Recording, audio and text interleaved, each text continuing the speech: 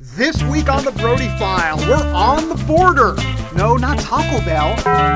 Arizona and California. It's our immigration special.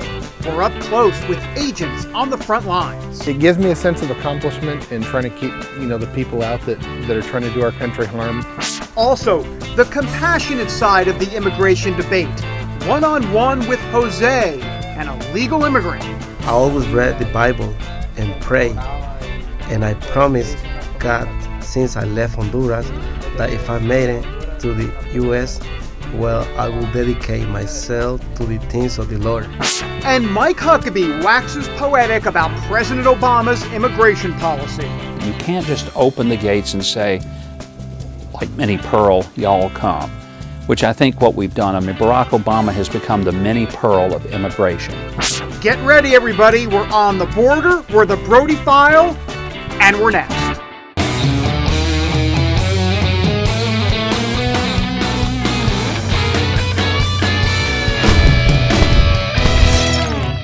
And welcome everybody to another special edition of the Brody File. We are here, the U.S.-Mexico border near Yuma, Arizona. As a matter of fact, the border, the floating fence, which we'll explain a little bit later, is right behind me. Actually, let me tell you where we're located. We are in the Imperial Sand Dunes in California. We're right on the border with Mexico. Now, they have about 8 miles of a floating border fence in this area, and it's patrolled by the Yuma Border Patrol sector. Well, look, we've had a front row seat watching these guys do their work of enforcing the border, and they don't just patrol the sand dunes out here. They're responsible for 126 miles of the border. As a matter of fact, they took us over to a checkpoint on Interstate 8 east of Yuma, Arizona. And we've been through the Gila Mountains into the Sonoran Desert where we saw the fence. We also saw a lot of tumbleweed in the desert, and yeah, we saw snakes too, but don't worry, we're fine. The Brody File and the crew, we were not bit at all. We have been along the Colorado River too with Border Patrol agents. The river separates Mexico with the U.S. And we also went down to San Luis, Arizona, a border town with Mexico just on the other side. So look, there are obviously two storylines here on the immigration issue. There's the law, there's compassion, and we're going to start with the law. How do these guys do their jobs? They are humble American heroes, and we got a chance to see them up close. We're looking for disturbances in the sand, footprints, or whatever it may be. This is the front lines of the immigration battle. Agents near Yuma, Arizona, constantly searching for people illegally crossing the Mexican border, whether in the desert, on the river, Rescue 6-4, Roger. I know we're being observed at all time. They know we're here right now. or along the highway. Just last week, they pulled 29 pounds of methamphetamine from inside the gas tank. The Yuma Sector Border Patrol actually patrols about 126 miles of the United States border, and they patrol all over, including here in the Imperial Sand Dunes in California. It is a wild scene out here, including a floating fence for 8 miles. This fence is unique in that a machine makes sure it won't lose height, even if sand builds up around it. Tools like this help agents like David Lines catch those trying to make an illegal run across the border. It gives me a sense of accomplishment in trying to keep, the people out that are trying to do our country harm. There are people every day that try to cross. Some of them are humble families, but others are people that have intentions on doing things to our country that obviously we don't want done here. And those with bad intentions consistently come up with creative ways for beating the system. The smugglers are limited only by their imagination. They have unlimited funding, and they can hide things in every part of a vehicle that you could think of. Real-life examples include cocaine in an oil pan, heroin in a hay bale, and smuggling people. Well, some have been found under wood on a truck, or even hiding in a suitcase. That's why highway checkpoints complete with canine heroes are crucial. It's kind of a game. It's kind of a cat and mouse game. They're going to try something today. We're going to try to beat that. We're going to go out and we're going to try to one-up them. And then I know tomorrow, whatever we find today, tomorrow they'll be trying something else. While we've all heard about the massive problems along the Texas border, the Yuma sector is considered one of the most secure in the nation. Just look at the numbers. In 2005, they hit almost 140,000 apprehensions. Today, just over 6,000. So why the drop? Well, money made a huge difference. Under President Bush, Border Patrol spending skyrocketed, going from roughly $4 billion in 2001 to $12 billion in 2008 when he left office. Much of that money went here and translated into triple the number of agents, better technology, and a fence along every mile of this Yuma sector. On the Colorado River, separating Mexico from Arizona, better technology has helped immensely. We also have sensors that allow us to detect an entry, and then we go see what's going on. Border towns like San Luis, Arizona have seen the most progress. No more barbed wire and just a flashlight to keep out illegals. It really comes down to the manpower and the infrastructure. Not only is it the triple layer fencing, but we also have the stadium lights, we also have the mobile light units, because there's areas where we have to be vigilant at all times. Agents quickly point out that a fence won't stop people from trying to get into America. It just makes their job a bit easier. That fence is there as a deterrence. That fence is there to give agents time to respond, but it's just another variable that is in that equation. And those creative drug smugglers have dug tunnels to get across. Fortunately, agents have caught on to those operations too. And this was a completed tunnel. It had lights, it had vents for people, and it was most likely going to be used to smuggle in narcotics and illegal drugs. So it's for us, stopping tunnels is just as important in protecting our borders as stopping illegal aliens, criminals, terrorists, and terrorist weapons as well. Nowadays, with added terror threats, agents are on high alert. Homeland Security recently issued a warning that ISIS terrorists are looking to cross the U.S.-Mexican border. Now, while the Border Patrol works to keep out potential terrorists, they must also be mindful of the other force trying to get into America, the families crossing illegally in search of a better life. Many don't make it, dying in the sizzling Sonoran desert. So agents try to help when they can. And there are beacon sirens. And those beacon sirens can be pushed if those illegals want to give up the fight, because safety is always a priority. I'll tell you what I don't want to see. I don't want to see agents getting hurt. I don't like to see migrants or civilians getting hurt, much less by drowning. All in a day's work for the men and women guarding our borders. Some have died protecting the country they love, while politicians in Washington argue about the politics. All right, well, now to the compassion side of the argument. The church is grappling with this question. Where do you draw the line on compassion when someone is breaking the law? We spoke with 18-year-old Jose Maldonado. He's now living in Southern California. He's actually waiting on a second court date in January to see if he's going to be allowed back into or actually to stay in the U.S.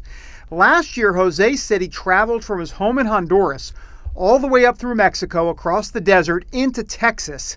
It was a 3-month journey, almost cost him his life.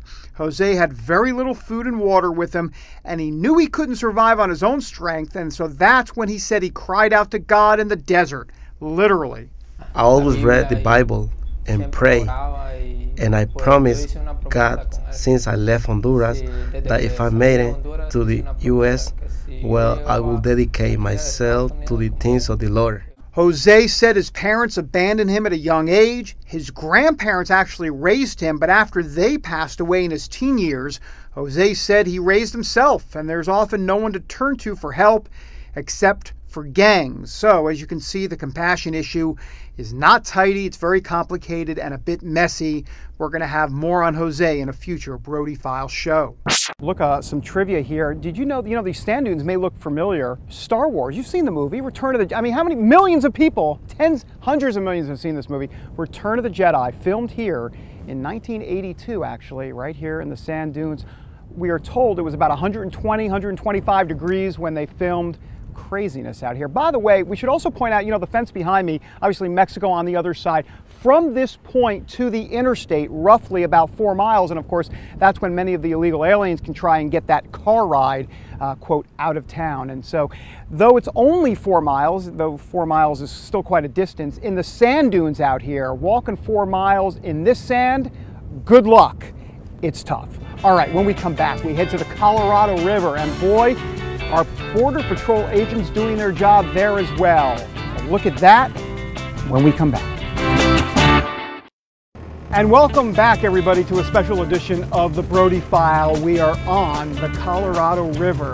Boy, I tell you what, it is, it's really beautiful out here. It's very hot. I mean, it's already like 105. You get on the water, it's a lot hotter than that. But let me give you a sense of where we're at.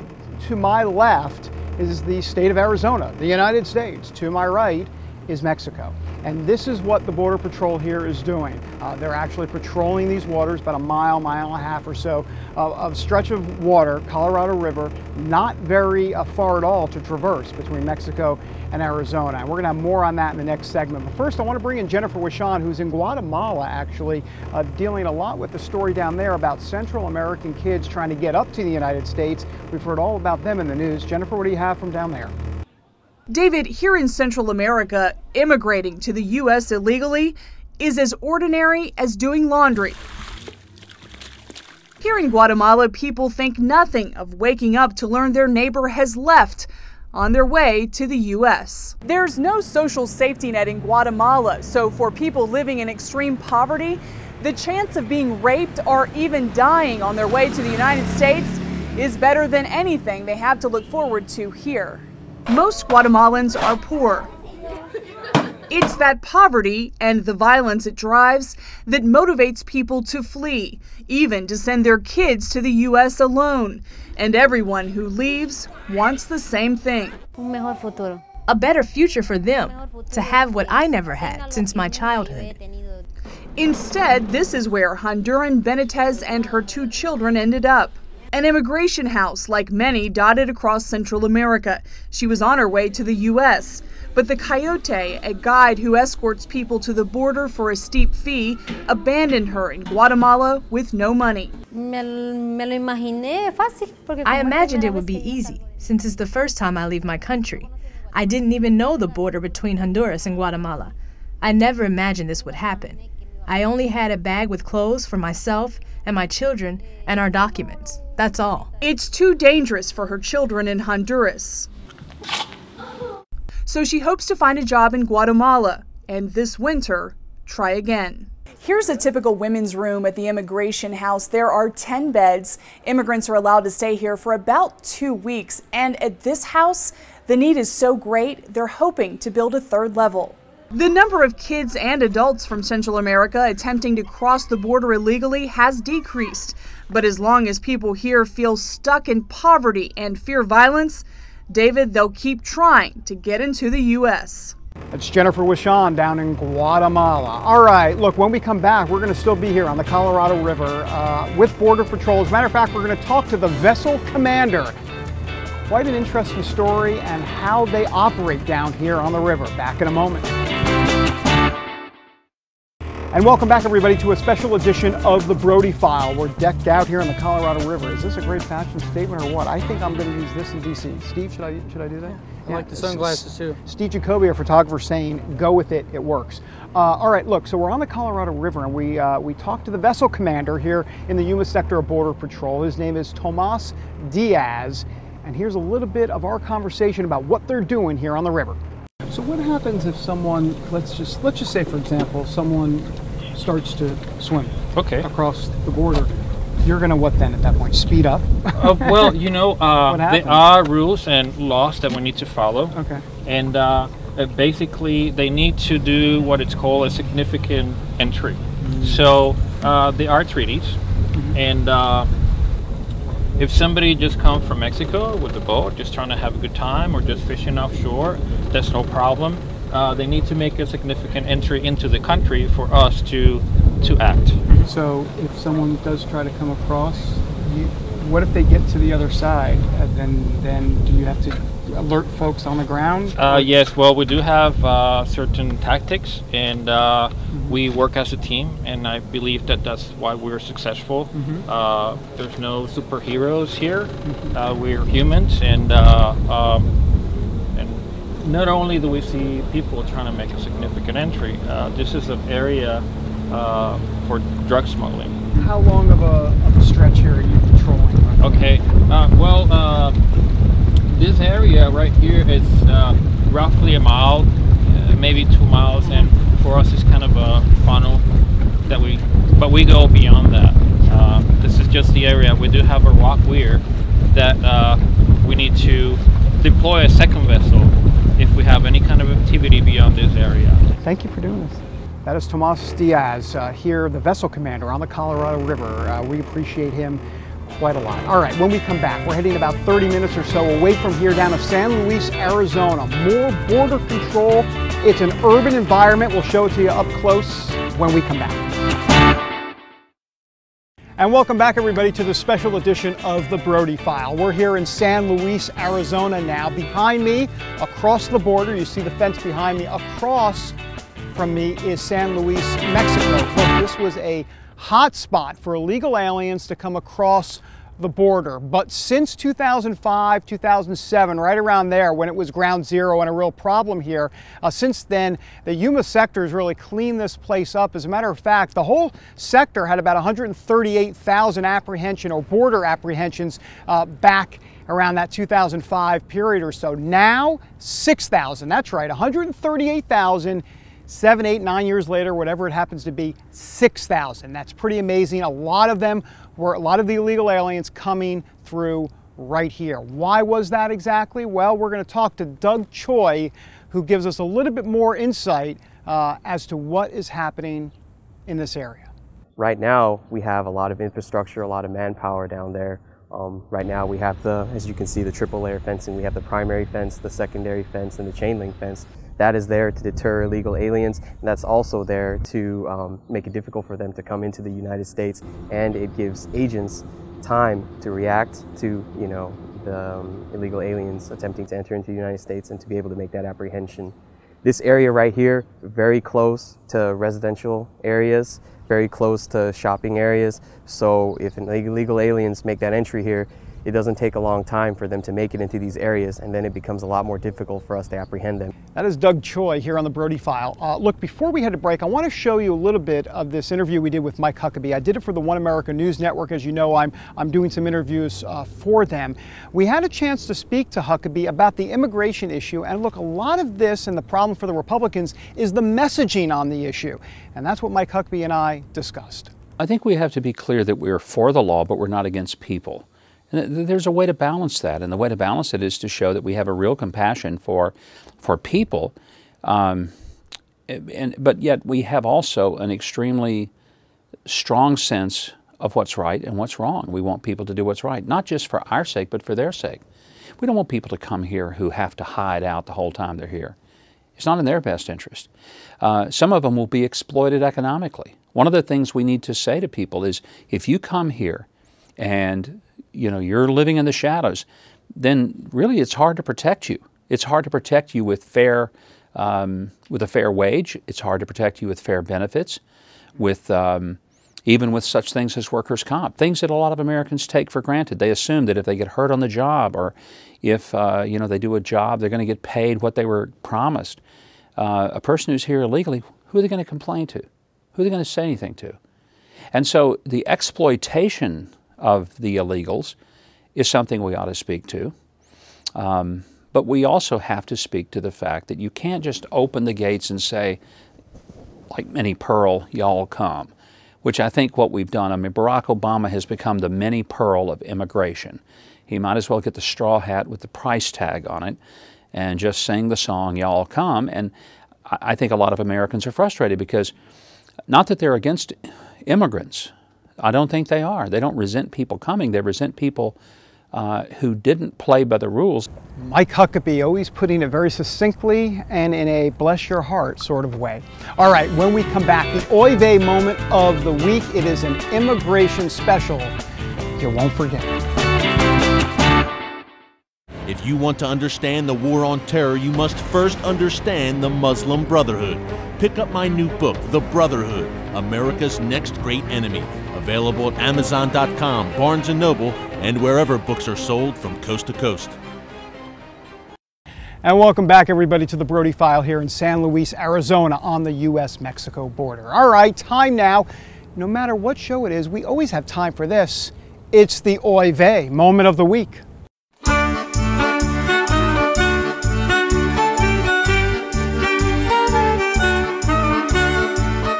All right, well, this takes the immigration cake. You know, we've been hearing so much about these Central American kids being bussed in to certain places around the country.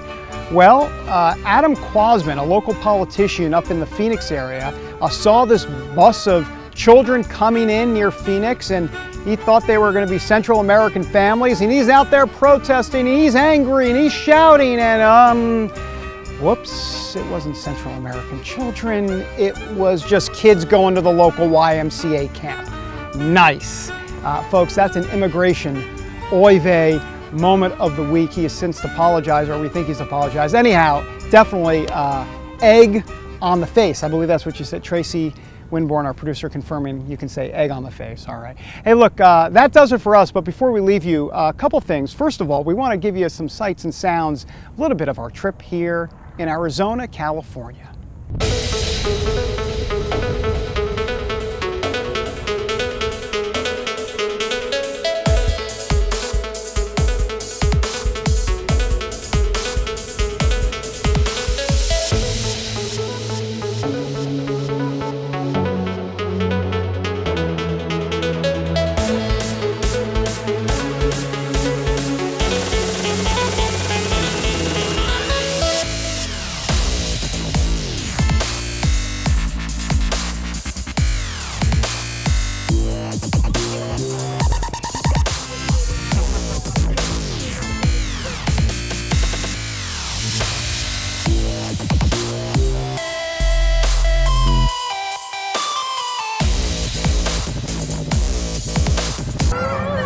I love you, America. God bless America.